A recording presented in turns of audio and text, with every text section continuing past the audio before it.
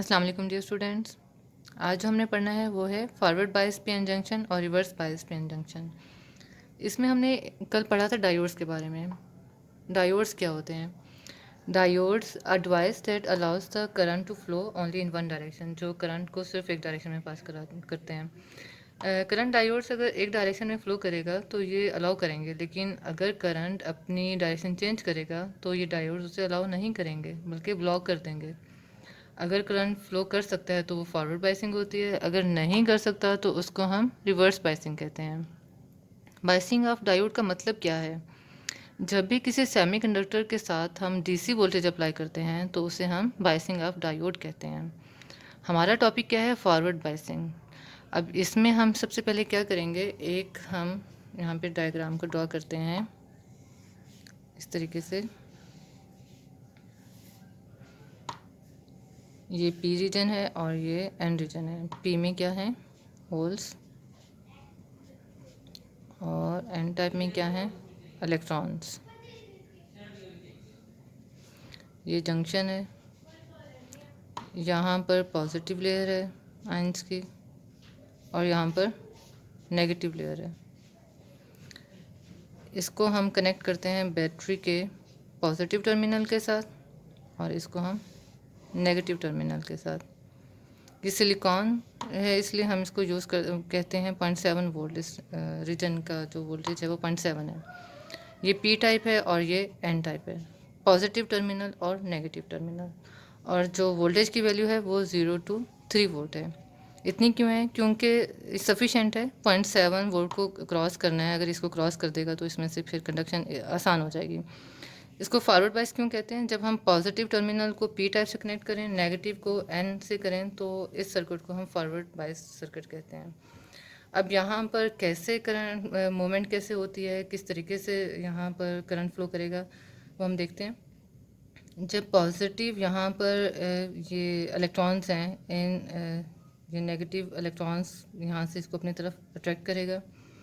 ये electrons in holes में जब जाएंगे तो अपनी एनर्जी लूज़ कर देंगे और पॉजिटिव टर्मिनल के लिए आसान हो जाएगा इनको अट्रैक्ट करना।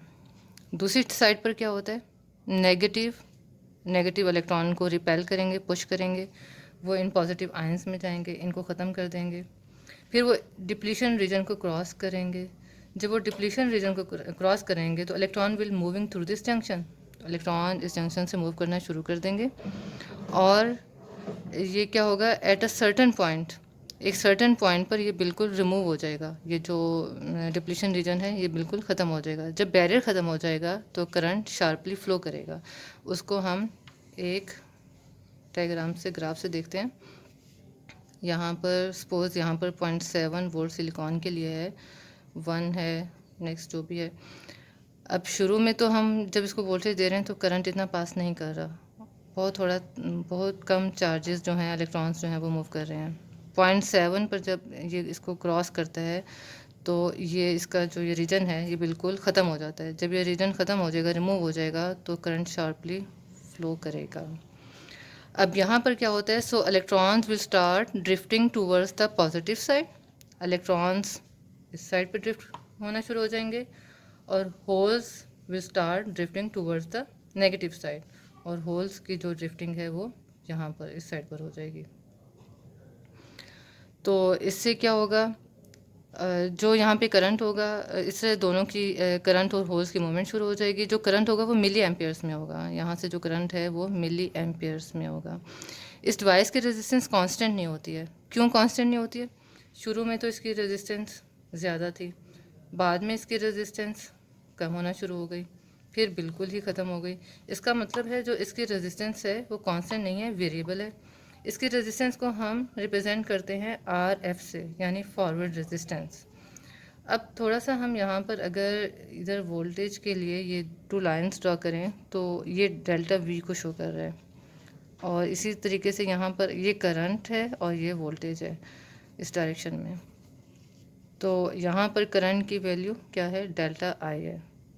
तो delta we over delta I. Small value of voltage के लिए करंट की वैल्यू लार्ज है। अगर हम इसको यहाँ पे ड्रॉ करके देख लें तो भी यहाँ पर जो डेल्टा वी की वैल्यू है वो स्मॉल है और जो करंट की वैल्यू है वो क्या है, लार्ज है। इसका मतलब है constant value of voltage, the value of current is increasing, मतलब कांस्टेंट वैल्यू पर, वोल्टेज की कांस्टेंट वैल्यू पर करंट की वैल्यू इंक्रीज हो रही है। अब क्योंकि ये फिक्स नहीं है तो इसको हम कहेंगे नॉट अ फिक्स्ड रेजिस्टेंस, या फॉरवर्ड रेजिस्टेंस भी कह सकते हैं, डायनामिक भी कह सकते हैं, इसको चेंज हो रही है। और डायनामिक रेजिस्टेंस, इसको हम नॉन ओमिक भी कह सकते हैं, जैसे हमने 13 चैप्टर में पढ़ा था कि ये ओमिक ओम्स लॉ को ओबे नहीं करता, तो इसलिए हम इसको नॉन ओमिक डिवाइस भी कह सकते हैं। और इसके अलावा इसको हम एक और तरीके से भी एक्सप्लेन कर सकते हैं। वो क्या है मेथड उसका, उसको एक्सप्लेन करने का। अब देखें यहाँ पर जो इलेक्ट्रिक फील्ड की डायरेक्शन है वो इस साइड पर है, और जो बैटरी की डायरेक्शन है वो इस साइड पर है। अब ये एक दूसरे के इफेक्ट को, ये इलेक्ट्रिक फील्ड जो इसकी है और जो बैटरी की इलेक्ट्रिक फील्ड है, ये एक दूसरे के इफेक्ट को कैंसिल कर रहे हैं।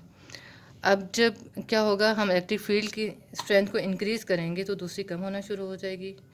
When we will increase the external potential difference, the size and the resistance of the depletion region will keep on decreasing. जब हम इसको इंक्रीज़ करते रहेंगे तो डिप्लीशन रीजन का जो साइज़ है वो डिक्रीज़ होना शुरू हो जाएगा, और क्या होगा, डिवाइस से करंट फ्लो इतना कम हो जाएगा कि रिमूव हो जाएगा और इसमें से करंट फ्लो करना शुरू हो जाएगा। ये था हमारा forward bias PN junction. Next है रिवर्स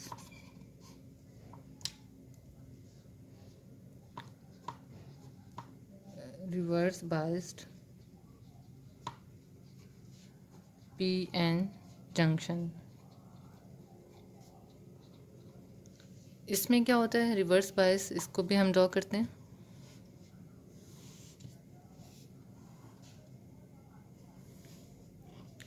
यहाँ पर ये पी रीजन है और ये एन रीजन है।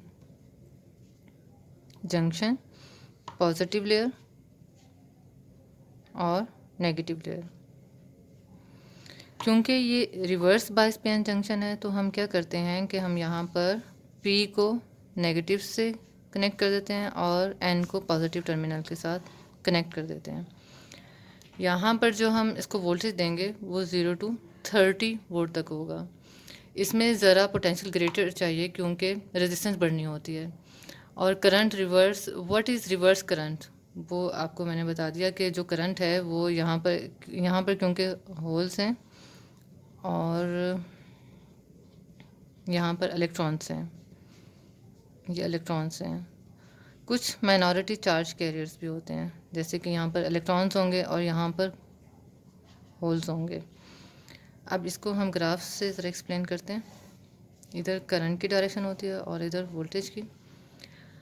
अब माइनॉरिटी चार्ज कैरियर यहाँ पे कुछ करंट फ्लो करेगा, वो माइनॉरिटी चार्ज कैरियर्स की वजह से करेगा। वो क्या होता है, the negative side of battery will push the minority charge carriers. ये जो नेगेटिव है ये इलेक्ट्रॉन को पुश करेगी।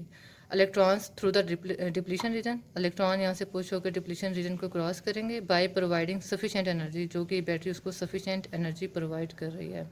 And the positive side of battery can attract these electrons, वो इनको अट्रैक्ट कर सकती है। अब वो जो इलेक्ट्रॉन्स हैं वो इन होल्स में चले जाएंगे, जब होल्स में चले जाएंगे तो उनकी एनर्जी, वो अपनी एनर्जी लूज़ कर देंगे, और फिर क्या है कि बैटरी उस इलेक्ट्रॉन्स को अपनी तरफ इजीली अट्रैक्ट कर लेगी। तो वो जो करंट इसमें से पास कर रहा है वो इसकी वजह से उसको हम इस तरीके से शो कर रहे हैं। और वो कितना करंट है, वो माइक्रो एम्पियर्स में है, क्योंकि करंट की वैल्यू कम है तो वो हम माइक्रो एम्पियर्स में लेंगे। जबकि फॉरवर्ड बायस में जो करंट था वो मिली एम्पियर्स में था, और रिवर्स बायस में जो करंट होता है वो माइक्रो एम्पियर्स में होता है। अब हम जितना मर्ज़ी वोल्टेज बढ़ाते रहेंगे तो करंट की वैल्यू इंक्रीज़ नहीं करेगी। अब हम बात करते हैं मेजॉरिटी चार्ज कैरियर्स की। मेजॉरिटी चार्ज कैरियर में क्या होता है कि ये जो इलेक्ट्रॉन्स हैं, ये नेगेटिव साइड है, ये इलेक्ट्रॉन्स को भेज कर यहाँ पर मज़ीद आयंस बना देंगे। तो जब मज़ीद यहाँ पर नेगेटिव आयंस बन जाएंगे तो उनकी यहाँ पर एक और लेयर बन जाएगी नेगेटिव आयंस की। यानी क्या किया इन्होंने, यहाँ से अपने इलेक्ट्रॉन भेजे तो यहाँ पे नेगेटिव आयंस बन गए और इस तरीके से एक और नेगेटिव लेयर बन गई। और पॉजिटिव क्या साइड करेगी, पॉजिटिव साइड यहाँ पर उन इलेक्ट्रॉन्स को जब अट्रैक्ट करेगी, अपने साइड पर अट्रैक्ट करेगी, तो यहाँ पर पॉजिटिव लेयर बनती जाएगी। इस तरीके से यहाँ पर पॉजिटिव लेयर बनती जाएगी। अब ये जो डिप्लीशन रीजन है ये तो ब्रॉड हो रहा है, बढ़ता जा रहा है, रेजिस्टेंस भी बढ़ती जा रही है। जैसे जैसे आप वोल्टेज बढ़ाते जाएंगे डिप्लीशन रीजन का साइज़ भी बढ़ता रहेगा और जो करंट का फ्लो है वो डिफ़िकल्ट हो जाएगा। अब क्या है, अब हम इसको अगर इसको इलेक्ट्रिक फील्ड के सेंस में एक्सप्लेन करें तो क्या होता है कि इसकी डायरेक्शन पॉजिटिव टू नेगेटिव, और इस फील्ड की ये जो बैटरी है इसकी डायरेक्शन भी इलेक्ट्रिक फील्ड की सेम है, यानी ये तो एक दूसरे को सपोर्ट कर रहे हैं, बढ़ा रहे हैं, इन्हेंस कर रहे हैं। तो फिर क्या है कि रेजिस्टेंस भी इंक्रीज़ होती रहेगी, डिप्लीशन रीजन का साइज़ भी इंक्रीज़ होता रहेगा। तो एक ऐसा सर्टन पॉइंट आता है जहाँ पर क्या होता है कि ब्रेक डाउन हो जाता है। ब्रेकडाउन पर होल्स और इलेक्ट्रॉन्स की ड्रिफ्टिंग स्पीड अप हो जाएगी और जो डिवाइस है वो हीट अप हो जाएगी और डैमेज हो जाएगी। एक ब्रेकडाउन करंट आई डेवलप होगा जिसकी अमाउंट माइक्रो एम्पियर्स होगी। यानी अब यहाँ पर पहले तो ये करंट था जो माइनॉरिटी चार्ज कैरियर की वजह से था, फिर हम यहाँ पर बढ़ाते रहे वोल्टेज की वैल्यू लेकिन करंट नहीं बढ़ा। फिर वो जो ब्रेकडाउन आया, डैमेज हुआ और स्पीड अप हुए इलेक्ट्रॉन्स एंड होल्स की मूवमेंट, तो इस तरीके से एक इस ये शार्प करंट जो है वो फ्लो किया और इसकी भी जो अमाउंट है वो करंट की माइक्रो एम्पियर्स में है। ये थी डिस्क्रिप्शन किसकी, रिवर्स बायस पीएन जंक्शन की। जी इसमें हमने क्या पढ़ा, इसमें सिंपल इसका ये रिवर्स बायस में क्या होता है कि हम ऑपोजिट साइड पर बैटरी अप्लाई करते हैं, नेगेटिव को पी से और पॉजिटिव को एन से। यहाँ पर जो ये थोड़ा सा करंट पास करता है वो माइनॉरिटी चार्ज कैरियर की वजह से करता है। फिर आप जितना वोल्टेज बढ़ाएंगे उसमें कोई फ़र्क नहीं पड़ेगा। फिर क्या होगा, एक ऐसा पॉइंट आ जाएगा जब यहाँ पर ब्रेकडाउन होगा और ब्रेकडाउन से डायोड डैमेज हो जाएगा और एक शार्प करंट यहाँ से पास करेगा जिसकी वैल्यू माइक्रो एम्पियर्स में है। तो माइक्रो एम्पियर्स में है। ये थी डिस्क्रिप्शन रिवर्स बायस की। हमने फॉरवर्ड बायसिंग भी पढ़ ली है। जी बच्चों, उम्मीद है कि आपको समझ आ गई होगी। ओके बच्चों, अल्लाह हाफिज़।